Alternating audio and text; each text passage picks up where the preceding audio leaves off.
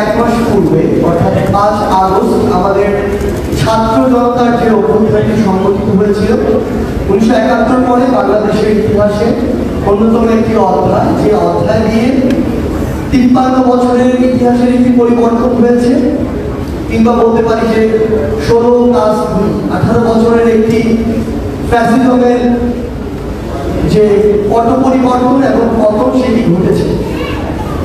আমাদের জায়গা থেকে এখানে বেশ কিছু বিষয় রয়েছে। আসলে আমরা দেখেছি আমাদের এই ছাত্র জনতার অভ্যুত্থানের 1 মাস হয়ে যাচ্ছে।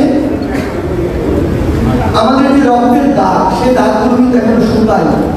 আপনি ঢাকা শহরের অন্যতম হসপিটালগুলোতে আছে যান, আপনি Dhaka medical college, Suhrawardy hospital, orthopaedic hospital থেকে শুরু করে চক্ষু ইনস্টিটিউট, আপনি যেখানেই যান সেই রক্তের দাগ, সেই বুলেটের চিহ্ন, কিংবা ফ্যাসিজমের যে দোষর যারা হাতে ধারালো অস্ত্র নিয়ে রাস্তায় নেমেছিল সাধারণ মানুষ ছাত্র জনতাকে ছিন্ন বিচ্ছিন্ন করার জন্য, সেই রক্তাক্ত দাগ আর ক্ষত চিহ্নগুলো এখনো রয়েছে।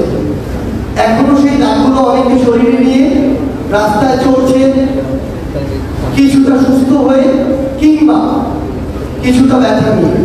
সেই জায়গা থেকে আমরা মনে করি যে আমাদের এই যে ক্ষত চিহ্নগুলো, এই চিহ্নগুলো আমাদের প্রত্যেকে ধারণ করা উচিত। প্রত্যেকটি মানুষের আলাদা আলাদা একটি ইতিহাস রয়েছে, প্রেক্ষাপট রয়েছে। এই বিগত 2 মাসে একজনের সাথে আসলে আরেকজনের ইতিহাসটি কিংবা অভিজ্ঞতাটি আপনি কখনো এক করতে পারবেন না, কারণ প্রত্যেকে যে ঘটনাগুলো ফেস করেছেন সেগুলো একজনের দিয়ে আরেকজনের থেকে ভিন্ন। সেই জায়গায় আমরা শুধু আন্তর্জাতিক মিডিয়া নয়, দেশীয় মিডিয়া নয়, বরং প্রত্যেককে তাদের জায়গা থেকে আমরা অনুরোধ করবো, আপনারা এই ডকুমেন্টেশনগুলো করুন। আপনারা দেখুন কিভাবে নিষিদ্ধ গুলিগুলো দিয়ে আমার ভাইয়ের বুকটি ঝাঁঝরা করা হয়েছে, কিভাবে পুলিশ ওই মিথাল গুলিটি, জনগণের টাকায় কেনা গুলিটি বাংলাদেশের ছাত্র জনতার মেরুদণ্ডে বিদ্ধ করার জন্য, জীবন দেওয়ার জন্য ব্যবহার করেছে। এটি অবশ্যই বাংলাদেশ যতদিন থাকবে বাংলাদেশের ইতিহাসের পাতায় লেখা থাকতে হবে। এটি যদি লেখা না থাকে তাহলে পরবর্তীতে এই আওয়ামী লীগ কিংবা অন্য কোনো দল আবার একইভাবে এই ফ্যাসিজম, এই ফ্যাসিবাদের ধারক ও বাহক হয়ে উঠবে। তাদের এটি জানা থাকা উচিত, মনে রাখা উচিত মানুষ কতটা ঘৃণা ভরে এই ফ্যাসিস্ট সরকারকে প্রত্যাখ্যান করেছিল, কত নির্লজ্জভাবে তারা যখন এই ফ্যাসিবাদকে চালিয়েছিল, মানুষ কিভাবে এই ফ্যাসিবাদের পতন ঘটিয়েছিল। আমরা চাই আপনারা এই ডকুমেন্টেশনটি করুন। আমরা ভাবছিলাম যে 5 আগস্টের পরে 1 মাস হয়ে গিয়েছে, বিভিন্ন জন বলছিল যে আমরা একটি বিজয় র্যালি করতে পারি কিনা, কিন্তু আমাদের অধিকাংশ ভাইরা বোনেরা ছাত্র জনতা তাদের জায়গা থেকে স্পষ্ট করে জানিয়ে দিয়েছে বিজয় র্যালি, বিজয় মিছিল করার সময় এখনো হয়নি।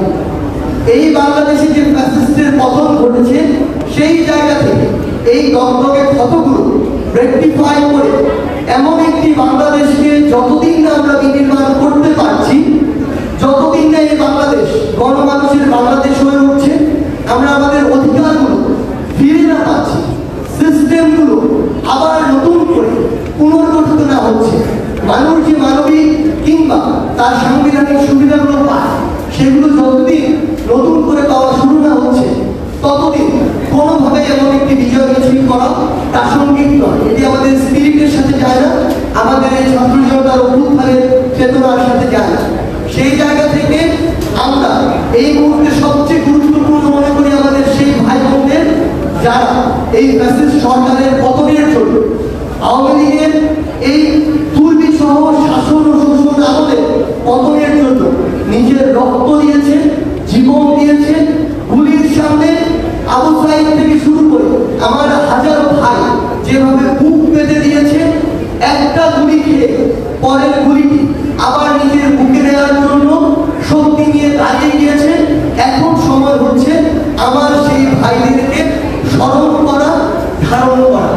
সেই জায়গা থেকে আমরা মনে করি যে আগামীকালকে 5 সেপ্টেম্বর পুরো বাংলাদেশে প্রত্যেকটি জেলা, প্রত্যেকটি উপজেলা, প্রত্যেকটি ইউনিয়ন থেকে শুরু করে একটি সেক্টর, যেভাবে এক একটি যুদ্ধের সেক্টর হয়ে উঠেছিল সেই 5ই আগস্টের দিন কিংবা তার পূর্বের দিনগুলোতে, সেভাবে আগামীকাল আবারও আমার ওই শহীদ ভাইদের স্মৃতিকে, স্পিরিটকে নিজের মধ্যে ধারণ করে আমার ওই যে আহত ভাইগুলো এখনো হাসপাতালের বিছানায় কাঁদছে, আমার যে ভাই বোনগুলো তাদের হাত হারিয়েছে, পা হারিয়েছে, চোখ হারিয়েছে, তাদেরকে স্মরণ করে, তাদের স্মৃতিকে ধারণ করে আমরা আগামীকাল 5 সেপ্টেম্বর আমাদের ছাত্র জনতার অভ্যুত্থানে 1 মাস পূর্তি উপলক্ষে আমরা একটি শহীদী মার্চ করতে চাই।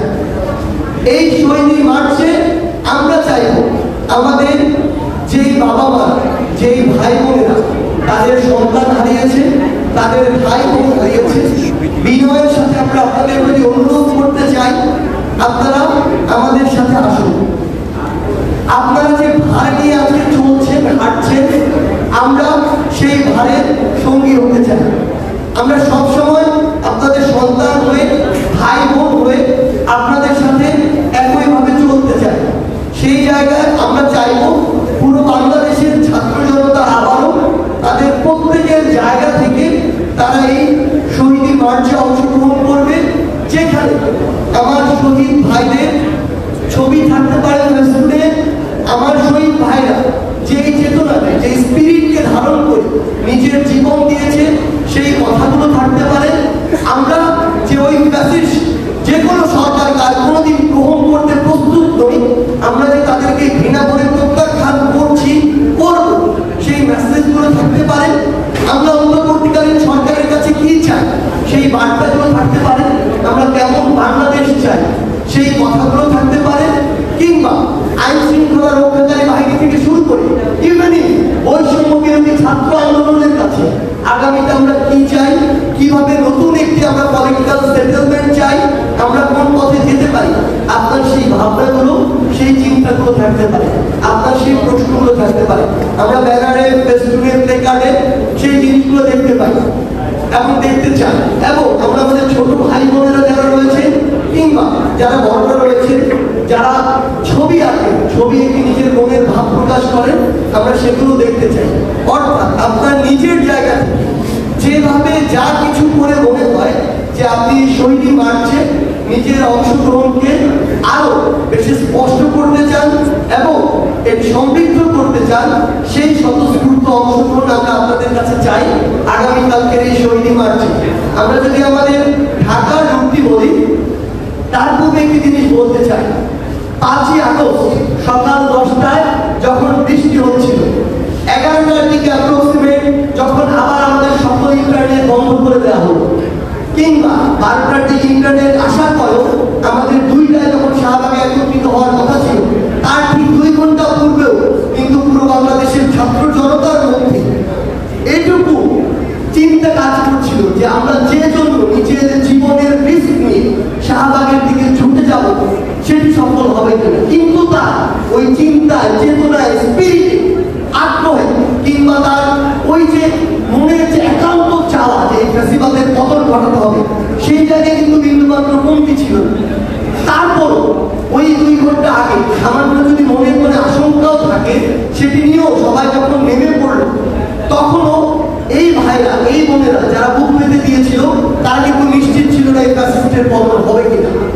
কিন্তু 3 দিক থেকে, ওই উত্তরা বিএনএসের দিক থেকে বলি, বসুন্ধরা, রামপুরা, পাল্টা, বনশ্রী, প্রগতি সরণির ওই 1 নম্বর 2 নম্বর সেক্টরের দিক থেকে বলি, কিংবা আমার এই চিটং রোড, শনিরাত্রা, যাত্রাবাড়ি একটি সাইড দিয়ে বলি, এই 3টি সাইড সহ পুরো ঢাকা সকল রাস্তা দিয়ে যখন এক প্রকার আবাবিল পাখির মতো লক্ষ লক্ষ মানুষ রাস্তায় নেমে আসে, তখন ওই ফ্যাসিস্ট সরকারের পতন হয়, তারা দেশ ছেড়ে পালাতে বাধ্য হয়। সেই জায়গায় আমরা বিশ্বাস করি, আমরা চাই আগামীকালকে সেইভাবে গণজোয়ার নেমে আসুক।